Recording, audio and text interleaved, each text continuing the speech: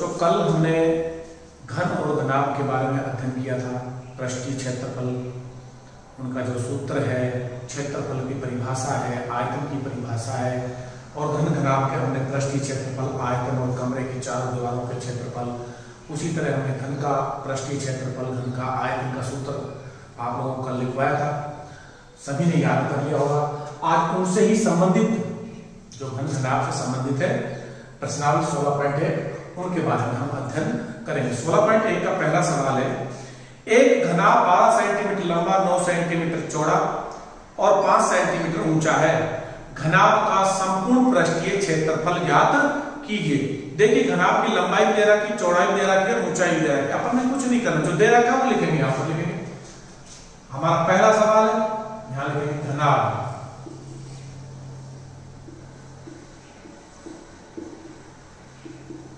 लंबाई L12। घनाभ की लंबाई है 12 सेंटीमीटर। कितनी है? 12 सेंटीमीटर। उसके बाद दे रहा कि चौड़ाई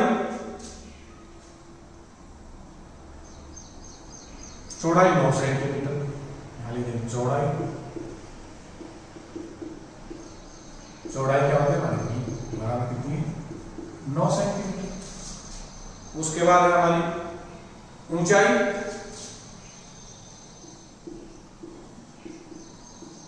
ऊंचाई है h, बराबर कितनी दे रखी है? 5 सेंटीमीटर। अब कह रहा है घनाभ का संपूर्ण पृष्ठीय क्षेत्रफल ज्ञात कीजिए। देखिए माप आ गई है हमारी। घनाभ की लंबाई हमारी 12 सेंटीमीटर, चौड़ाई हमारे पास 9 सेंटीमीटर है, ऊंचाई हमारे पास 5 सेंटीमीटर। जब घनाभ की हमें लंबाई, चौड़ाई, ऊंचाई मालूम है, चाहे उसका आयतन पूछे, चाहे उसका संपूर्ण पृष्ठीय क्षेत्रफल पूछे, हम अपने सूत्र के अनुसार ज्ञात कर सकते हैं। तो यहां पर लिखेंगे घनाभ का संपूर्ण पृष्ठीय क्षेत्रफल।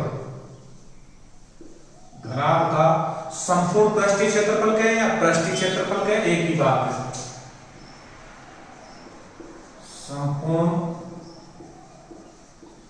पृष्ठीय क्षेत्रफल बराबर, कल बताया था संपूर्ण पृष्ठीय क्षेत्रफल ज्ञात करने का सूत्र 2 इंटू लंबाई गुणा में चौड़ाई प्लस में चौड़ाई गुणा में ऊंचाई प्लस में ऊंचाई गुणा में लंबाई। लंबाई गुणा में चौड़ाई प्लस में चौड़ाई गुणा में ऊंचाई प्लस में ऊंचाई गुणा में लंबाई, यानी LB प्लस में BH प्लस में H है। हमने मान लिए थे लंबाई L होती है, हमारी चौड़ाई B होती है, हमारी ऊंचाई H होती है। तो 2 इंटू में लंबाई गुणा में चौड़ाई प्लस में चौड़ाई गुणा में ऊंचाई प्लस में ऊंचाई गुणा में लंबाई। मैं सब में क्या करना है ऐसे लिखते चले। लंबाई कितनी है हमारी? 12 गुणा चौड़ाई कितनी है हमारी?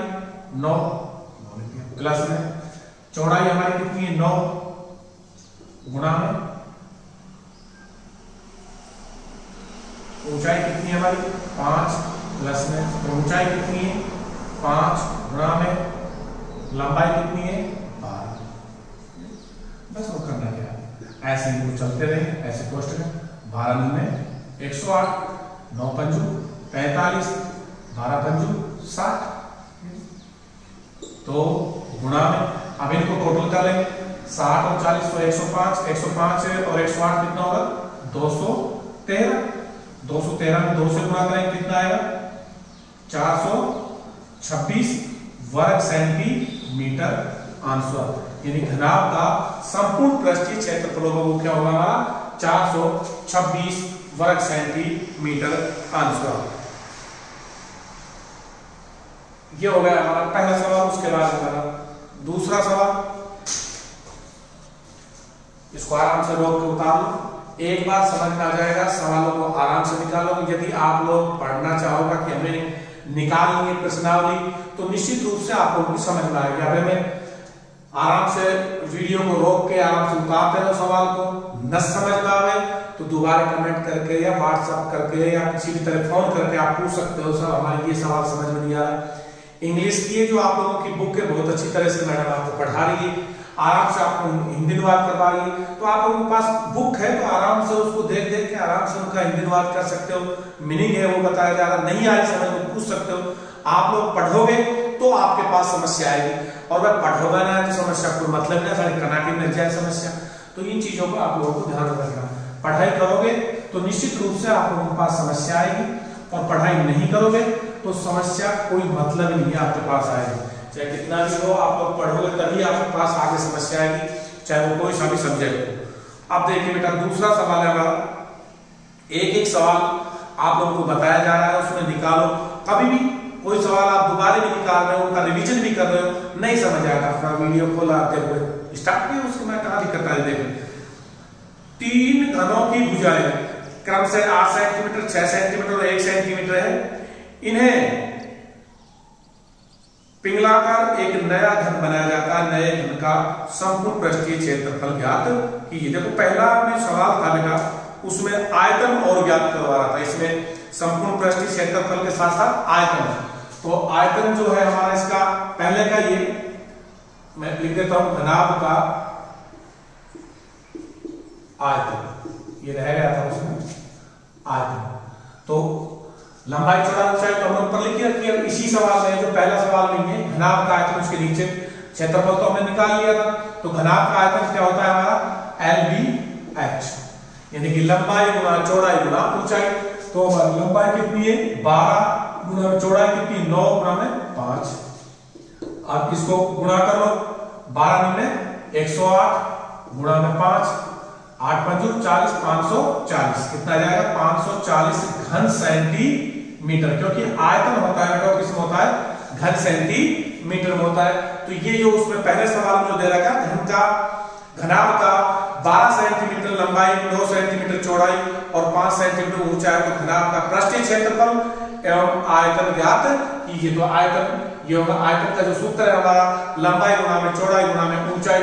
तो लंबाई गुना 12 गुना में 9 गुना में 5 करेंगे कितना आएगा 540 घन सेंटीमीटर।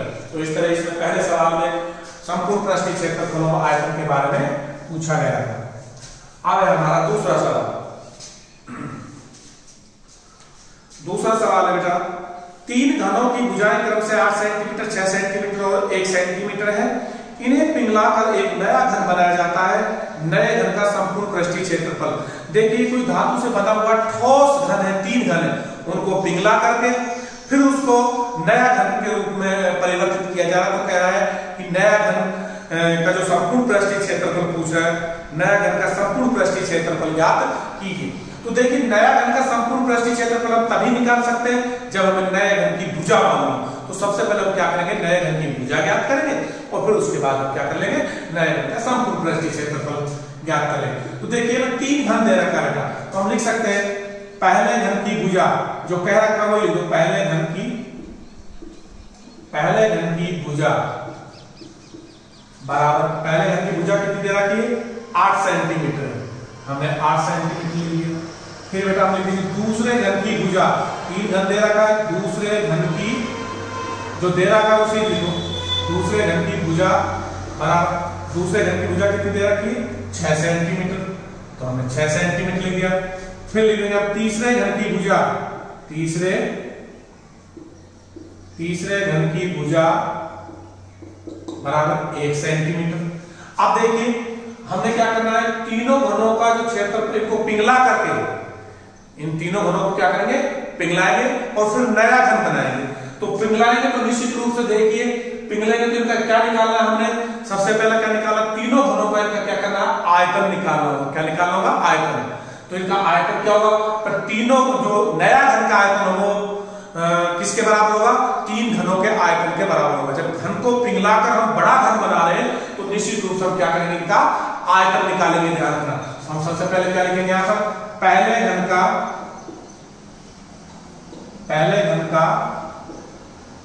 आयतन, आयतन बराबर क्या होता है बेटा, सूत्र क्या है भुजा क्यू। तो पहले घन का आयतन 8 की क्यूब बराबर 8 गुना 8 8 64 गुना में 8 कर लो, 8 चौक 32 और 8 से 48 कितना हो गया 512 घन सेंटीमीटर। उसके बाद है दूसरे घन का आयतन, दूसरे घन का आयतन क्या होगा हमारा, वही हम लिखेंगे भुजा क्यूब, दूसरी 6 की क्यूब बराबर 6 गुना में 3 बार करेंगे, 6 छंगड़े 36 गुना में 6 6 छंगड़े 36 और 6 3 18 216 कितनी आ गई 216 घन सेंटीमीटर। उसके बाद है तीसरे घन का आयतन, तीसरे घन का आयतन वही भुजा क्यूब आ जाएगा, लिखो तो सीधा डायरेक्ट लिखो, कोई दिक्कत नहीं। भुजा क्यूब बराबर में AP2 बराबर में 1 घन सेंटीमीटर।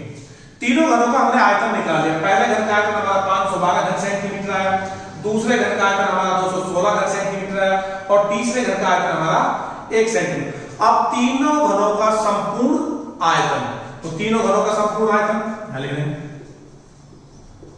तीनों घनों का संपूर्ण आयतन बराबर कितना था 512 प्लस में 216 प्लस में 1 बराबर, तो हमको जोड़ लो अलग से 512 216 और 1, 6 2 8 9 2 5 2 7, 729 घन सेंटीमीटर। इन तीनों घनों का आयतन, तीनों घनों को पिघलाएंगे तो उनका जो आयतन होगा वो कितना होगा 729 घन सेंटीमीटर। अब नया घन जो बना रहे हैं किससे बना रहे हैं, तीनों घनों का आयतन से बना रहे हैं। इन तीनों घनों को पिघलाकर बना रहे हैं, तो वही होगा नए घन का आयतन बराबर में तीन घनों का संपूर्ण आयतन, तीनों घनों का आयतन। तो इसको आराम से रोक के उतार लें, मैं ऊपर यहाँ पर ले लेता हूँ, इनको साफ कर देता हूँ यहाँ से, लिख रखा है ये निकाल लिया हमने तीनों घनों का आयतन, ऐसे निकाल लेंगे, इसको कोई वो भी नहीं, आप रोक के आराम से उतार सकते हो। तो ये तीनों घनों का आयतन आ रहा है। अब यहां लिखेंगे बेटा नए घन का आयतन, नए घन का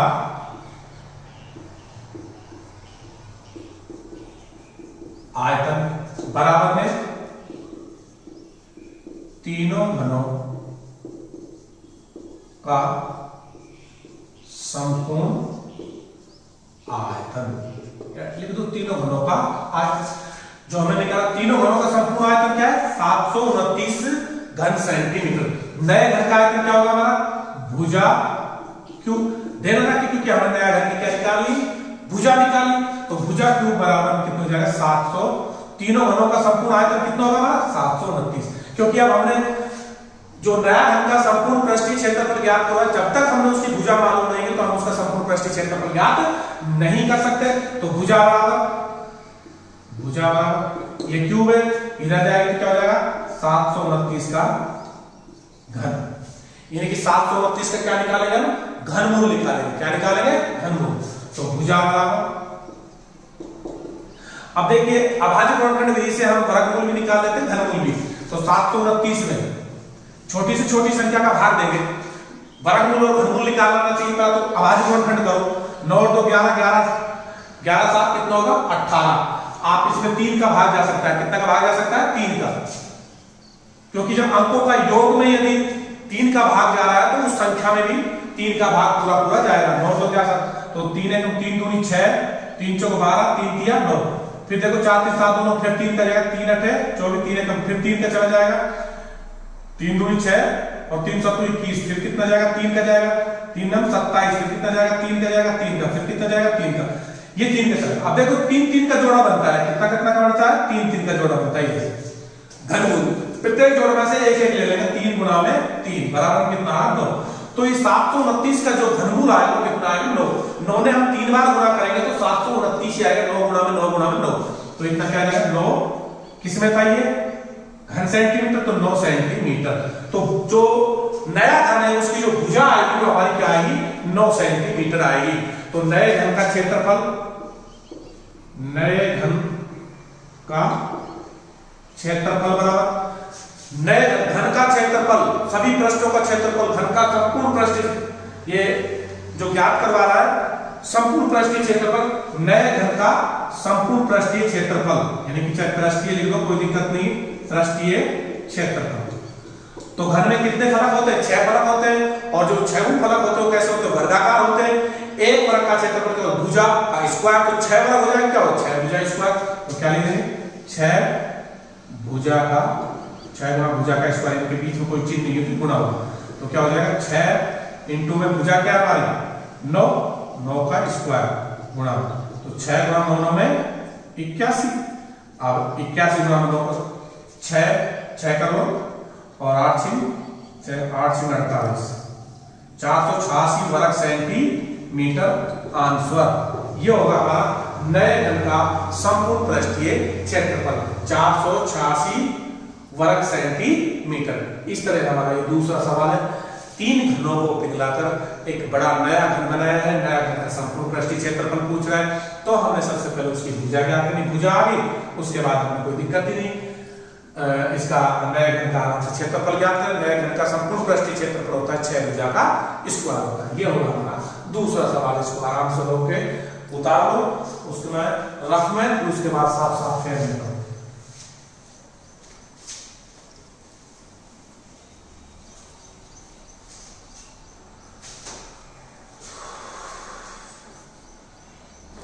अब है भाई तीसरा सवाल। घन और घनाभ से संबंधित ये सारे।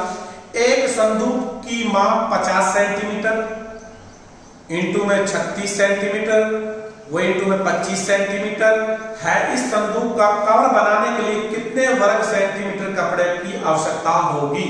मतलब संदूक को कपड़े के कवर से ढकना है। संदूक है वो कैसी है? घनाभाकार है, क्योंकि इसमें जैसे लंबाई चौड़ाई ऊंचाई दे रखी है। यदि एक ही माप एक ही भुजा देता तो वो घनाकार भी हो सकती थी, लेकिन इसमें लंबाई चौड़ाई ऊंचाई दे रखी है। वो कह रहा है संदूक की माप है 50 सेंटीमीटर गुणा में 36 सेंटीमीटर गुणा में 25 सेंटीमीटर। इस संदूक का कवर बनाने के लिए कितने वर्ग सेंटीमीटर कपड़े की आवश्यकता होगी? तो जो दे रखा है संदूक की माप दे रखी है, आप डायरेक्ट लिख सकते हो, लंबाई चौड़ाई ऊंचाई करके भी लिख सकते हो।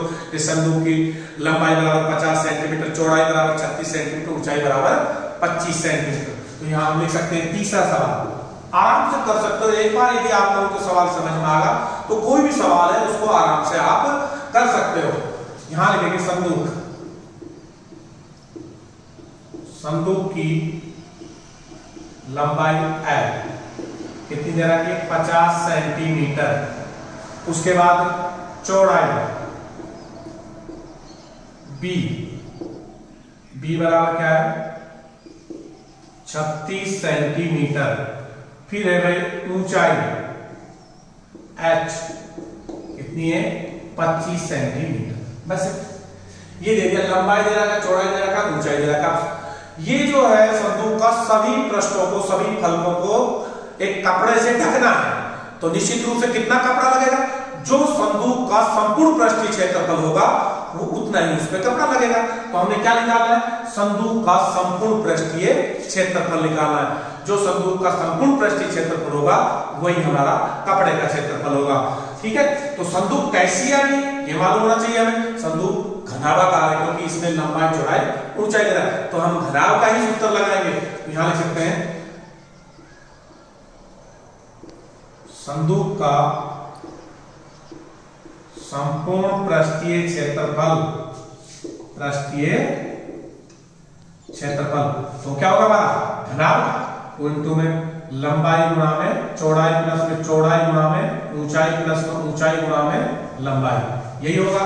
L हमारी 50 सेंटीमीटर, B हमारी 36 सेंटीमीटर, H हमारा 25 सेंटीमीटर। बस अब क्या करना है? 2 इंटू में कितना था? लंबाई 50 गुणा में 36 प्लस में 36 गुणा में 25 प्लस में उसके बाद 25 गुणा में 50 गुणा कर लो भाई। 50 से गुणा कर लो, 6 पंजू 30 और 5 के 15 थे 18। कितना आ गया? 1800 प्लस में 25 छीके 150 और 25 के पीछे 15 900 आ गया। प्लस 25 बचे 125 1200 1250 आ गया। अब इनको सभी को जोड़ लेंगे। 18 9 27 39 तो 50, 2 गुना में 39 तो 50, 3950 जोड़े कितना आएगा? 7900 वर्ग सेंटीमीटर। तो जो संदूक का हमारा संपूर्ण पृष्ठीय क्षेत्रफल कितना है? 7900 वर्ग सेंटीमीटर। तो हम यहां लिख सकते हैं हम यहां पर आवश्यक कपड़ा, जो कपड़े की आवश्यकता पड़ेगी, आवश्यक कपड़ा बराबर 7900 वर्ग सेंटीमीटर आंसर। इस तरह हम उस कपड़े का क्षेत्रफल ज्ञात कर सकते हैं। या इसका सीधा आप लिख सकते हो घनाभ का संपूर्ण पृष्ठीय क्षेत्रफल भी लिख सकते हो यहाँ पर, क्योंकि हमारी जो संदूक है वो कैसे आकार की, घनाभ आकार की है। तो ये 3 सवाल हो गए, इनको पहले रफ में करो, उसके बाद आप लोगों को फेयर में उतारना है, बाकी जो सवाल है वो आगे कल देखें।